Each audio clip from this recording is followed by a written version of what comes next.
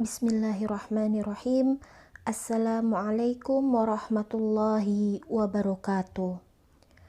Apa kabar anak-anak kelas 12?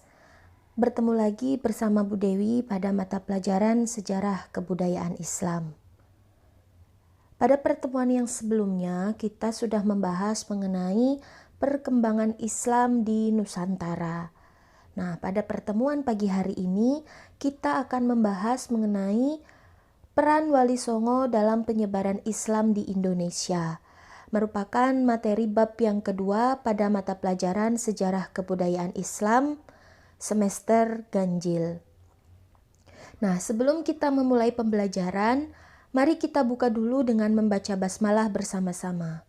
Bismillahirrahmanirrahim. Nah, tujuan pembelajaran materi bab yang kedua Sejarah Kebudayaan Islam. Yang pertama adalah peserta didik mengidentifikasi nama-nama tokoh Wali Songo dan biografinya. Yang kedua, peserta didik mampu mengidentifikasi peran Wali Songo dalam mengembangkan Islam di Indonesia. Yang ketiga, peserta didik mampu menyimpulkan strategi dakwah yang dikembangkan oleh Wali Songo dan pelaksanaannya pada konteks kekinian di Indonesia. Dan yang terakhir, peserta didik memberikan penilaian semangat dakwah yang dilakukan para Wali Songo.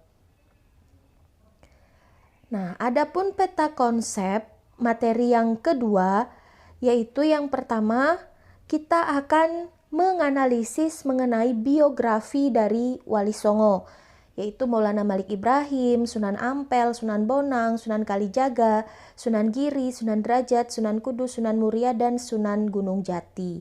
Kemudian kita juga akan membahas mengenai strategi dakwah Wali Songo. Ada 4 strategi, yaitu melalui kesenian, pendidikan, kebudayaan, politik, atau pemerintahan. Kemudian yang ketiga, peran Wali Songo terhadap peradaban Nusantara melalui dakwah, pendidikan, arsitektur, kesenian, dan kebudayaan. Dan yang terakhir, kita akan membahas mengenai keteladanan Wali Songo, yaitu dari segi spiritual dan intelektual. Seperti apa pembahasannya, kita akan bahas satu persatu. Asal kata Wali Songo dan Sunan. Nah, kata wali dalam bahasa Arab artinya pembela, teman dekat, dan pemimpin. Dalam pemakaiannya, wali diartikan sebagai orang yang dekat dengan Allah Subhanahu wa Ta'ala, atau yang biasa disebut dengan waliullah. Nah, sedangkan sanga atau songo dalam bahasa Jawa artinya 9.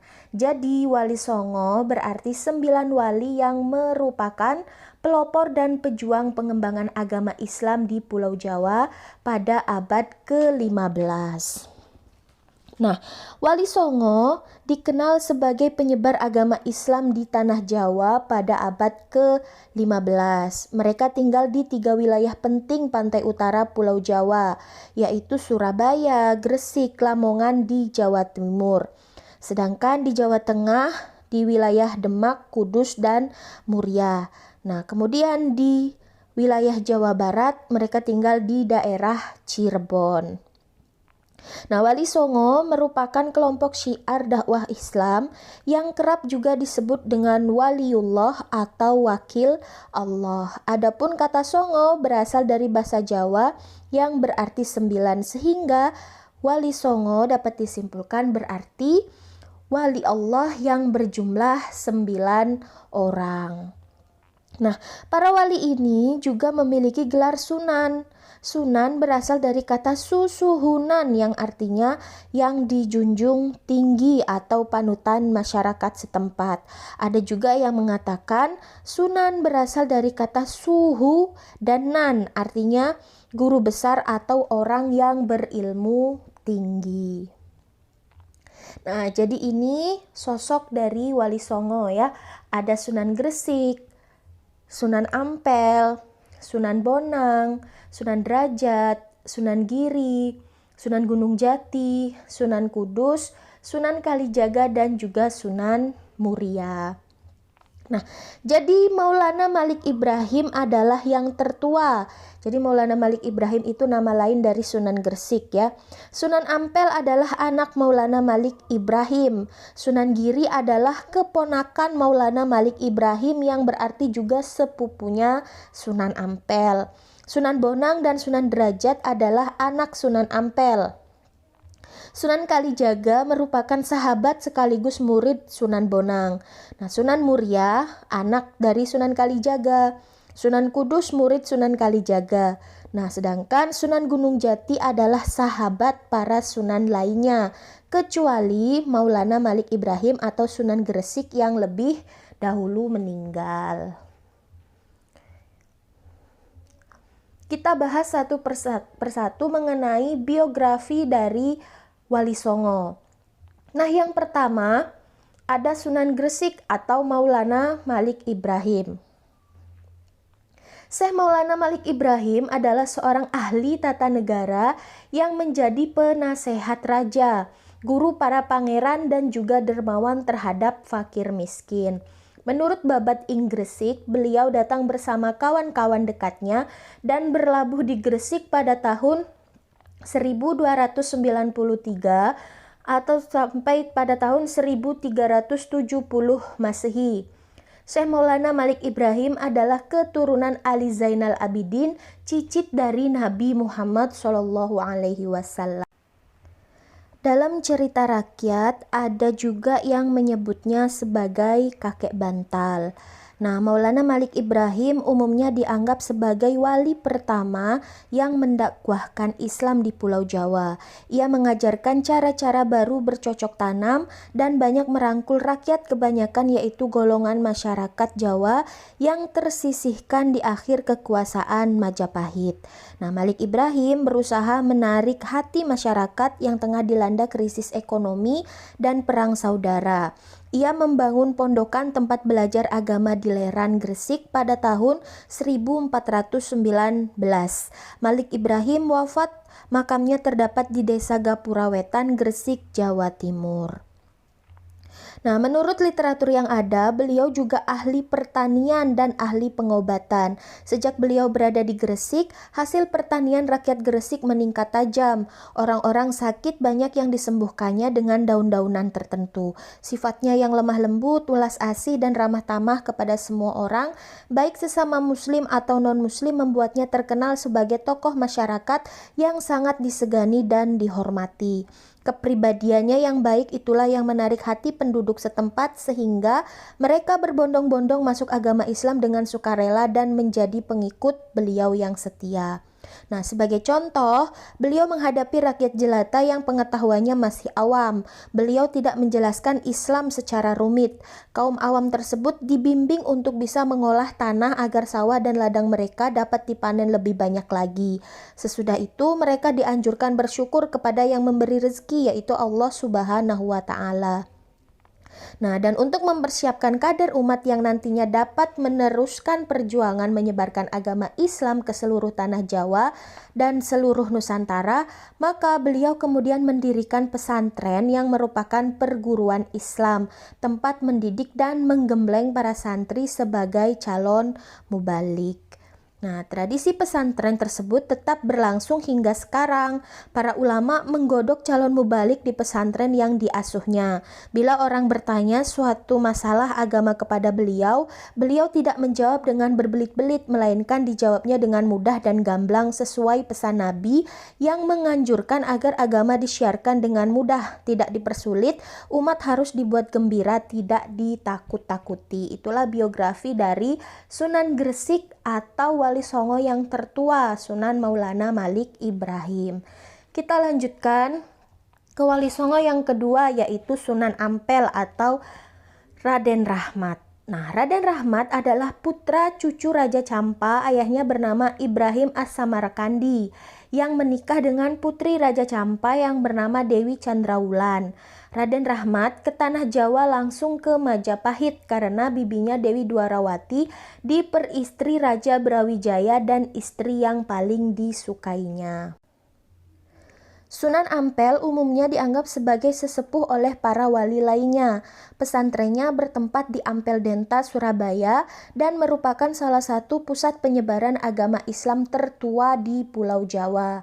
Ia menikah dengan Dewi Condrowati yang bergelar Nyai Ageng Manila, putri Adipati Tuban bernama Arya Teja, dan menikah juga dengan Dewi Karimah binti Ki Kembang Kuning.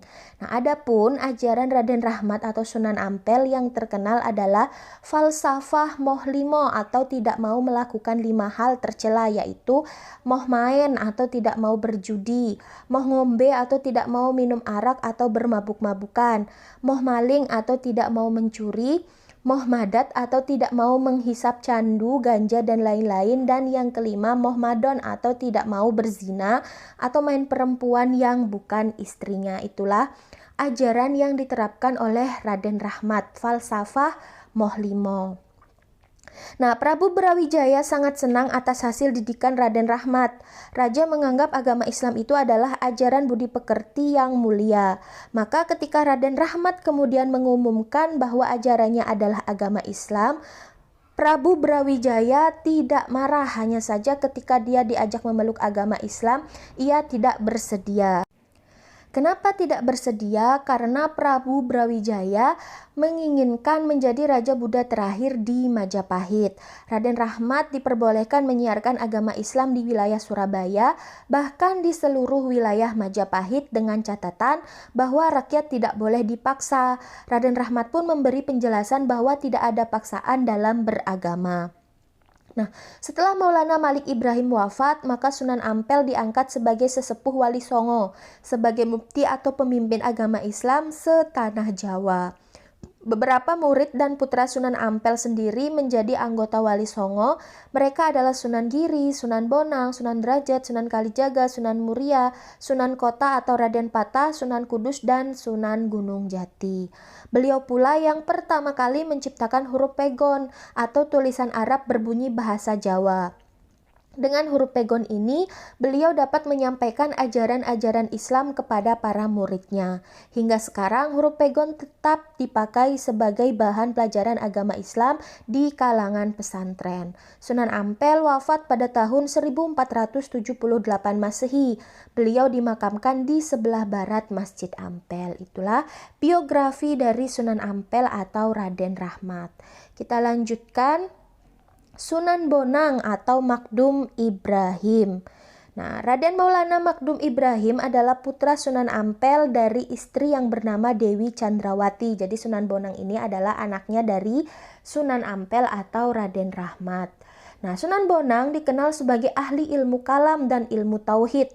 Maulana Makdum Ibrahim banyak belajar di Pasai, kemudian kembalinya dari Pasai, Maulana Makdum Ibrahim mendirikan pesantren di daerah Tuban. Santri yang belajar pada pesantren Maulana Makdum Ibrahim berasal dari penjuru daerah di tanah air. Nah, Sunan Bonang banyak berdakwah melalui kesenian untuk menarik penduduk Jawa agar memeluk agama Islam. Ia dikatakan sebagai penggubah suluk wijil dan tembang tombo ati yang masih sering dilantunkan sampai sekarang. Nah, pembaharuannya pada gamelan Jawa ialah dengan memasukkan rebab dan bonang yang sering dihubungkan dengan namanya. Dari berbagai sumber disebutkan bahwa Sunan Bonang bernama asli Maulana Makdum Ibrahim. Sunan Bonang diperintahkan Sunan Ampel untuk berdakwah di daerah Lasem, Rembang, Tuban, dan daerah Sempadan, Surabaya. Dalam berdakwah, Raden Makdum Ibrahim ini sering mempergunakan kesenian rakyat untuk menarik simpati mereka, yaitu berupa seperangkat gamelan yang disebut bonang. Bonang adalah sejenis kuningan yang ditonjolkan di bagian tengahnya. Bila benjolan itu dipukul dengan kayu, lunak timbullah suara yang merdu di telinga penduduk setempat. Lebih-lebih bila Raden Makdum Ibrahim sendiri yang membunyikan alat musik itu. Beliau adalah seorang wali yang mempunyai cita rasa seni yang tinggi serta piawai dalam memainkan alat musik. Jadi alat musik bonang itu seperti gong ya, tapi kalau gong itu kan alat musik yang berbentuk bulat besar, sedangkan bonang itu bentuknya kecil-kecil dan ada banyak ya. Nah, setiap Raden Magdum Ibrahim membunyikan bonang, pasti banyak penduduk yang datang ingin mendengarnya. Dan tidak sedikit dari mereka yang ingin belajar membunyikan bonang sekaligus melakukan tembang-tembang ciptaan Raden Magdum Ibrahim. Begitulah siasat Raden Magdum Ibrahim yang dijalankan penuh kesabaran. Setelah rakyat berhasil direbut simpatinya, tinggal mengisikan saja ajaran agama Islam kepada mereka. Nah, beliau juga menciptakan karya sastra yang disebut suluk. Hingga sekarang karya sastra Sunan Bonang itu dianggap sebagai karya sastra yang sangat hebat, penuh keindahan dan makna kehidupan beragama. Suluk Sunan Bonang disimpan rapi di perpustakaan Universitas Leiden, Belanda. Suluk berasal dari bahasa Arab salaka al-torika, artinya menempuh jalan tasawuf atau torikat. Ilmunya sering disebut ilmu suluk, ajaran yang biasanya disampaikan dengan sekar atau tembang disebut suluk. Sedangkan bila diungkapkan secara biasa dalam bentuk prosa disebut dengan wirid. Itulah biografi dari Sunan Bonang atau Magdum Ibrahim. Kita lanjutkan Sunan Kalijaga atau Raden Syahid. Sunan Kalijaga mempunyai nama kecil Raden Syahid. Beliau juga dijuluki Syekh Malaya. Ayahnya bernama Raden Sahur Tumenggung Wilwaktikta, keturunan Ranggalawe yang sudah Islam dan menjadi Bupati Tuban. Sedangkan ibunya bernama Dewi Nawangrum. Sunan Kalijaga merupakan salah satu wali yang asli orang Jawa. Sebutan Kalijaga menurut sebagian riwayat berasal dari rangkaian bahasa Arab Qodi Zaka yang artinya pelaksana dan membersihkan. Sejak kecil Raden Syahid sudah diperkenalkan kepada agama Islam oleh guru agama di Kadipaten Tuban. Tetapi karena melihat keadaan sekitar atau lingkungan yang kontradiksi dengan kehidupan rakyat jelata, maka jiwa Raden Syahid berontak. Gelora jiwa muda Raden Syahid seakan-akan meledak manakala melihat praktek oknum pejabat Kadipaten Tuban yang kerap memeras penduduk atau rakyat jelata. Nah, rakyat yang pada waktu itu sudah sangat menderita lantaran musim kemarau panjang, semakin sengsara mereka harus membayar pajak yang kadangkala tidak sesuai dengan ketentuan yang ada. Bahkan jauh dari kemampuan mereka, seringkali jatah mereka untuk persediaan menghadapi musim panen berikut sudah disita para penarik pajak.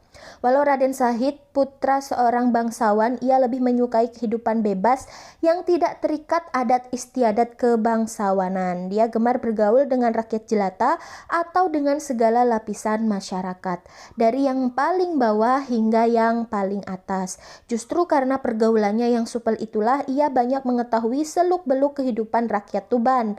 Selanjutnya ia bertahun-tahun berguru kepada Sunan Bonang dengan meninggalkan ayah dan ibunya serta adiknya. Karena Raden Syahid tidak bersedia menggantikan kedudukan ayahnya, akhirnya kedudukan Adipati Tuban diberikan kepada cucunya sendiri, yaitu putra Dewi Rasawulan dan Empu Supa.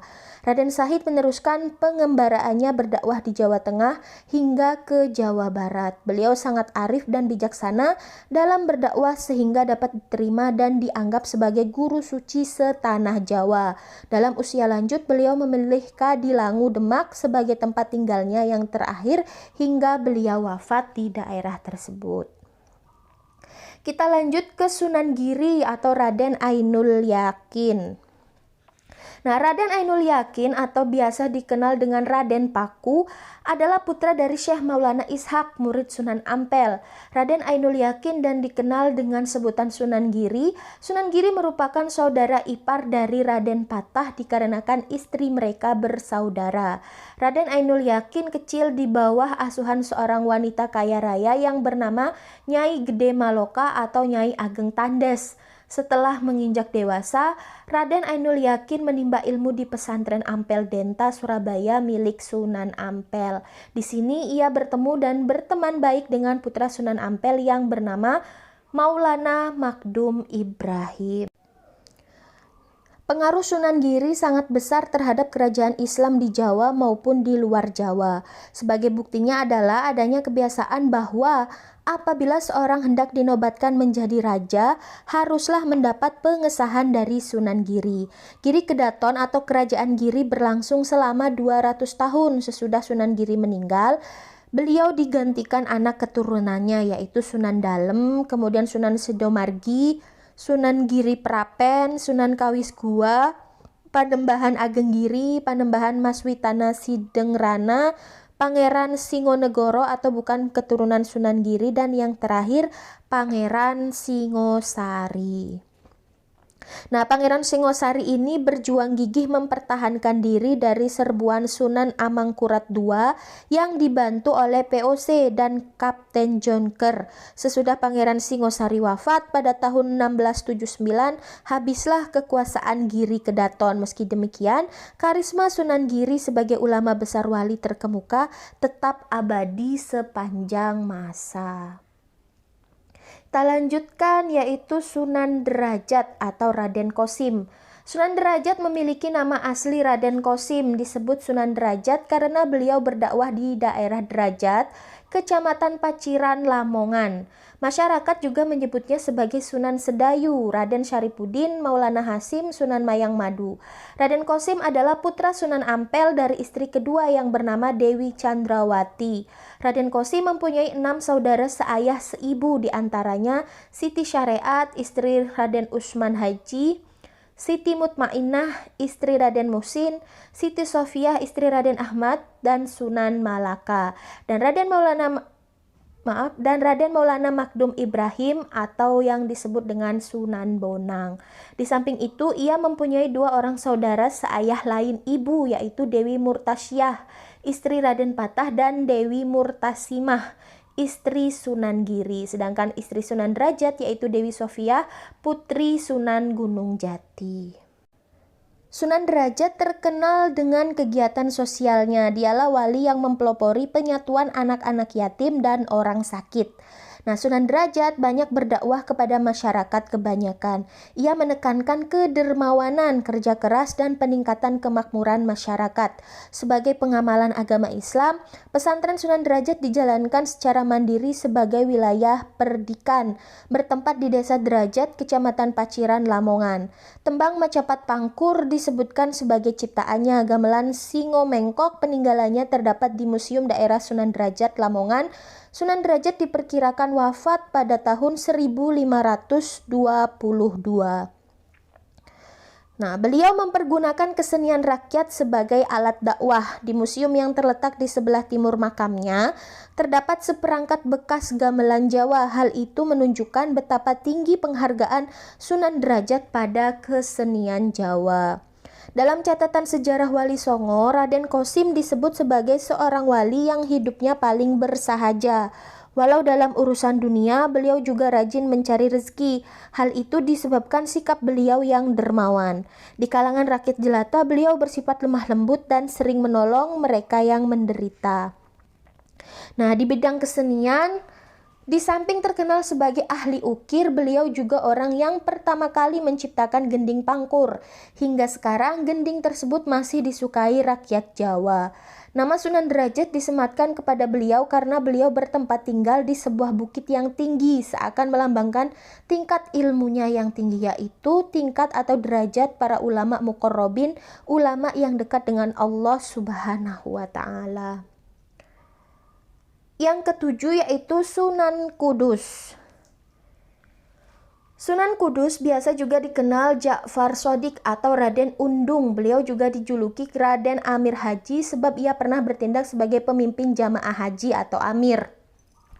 Dikenal sebagai seorang pujangga cerdas yang luas dan mendalam keilmuannya, Sunan Kudus juga dikenal dengan julukan Waliul Ilmi karena sangat menguasai ilmu-ilmu agama, terutama tafsir, fikih, usul fikih, tauhid, hadis, serta logika.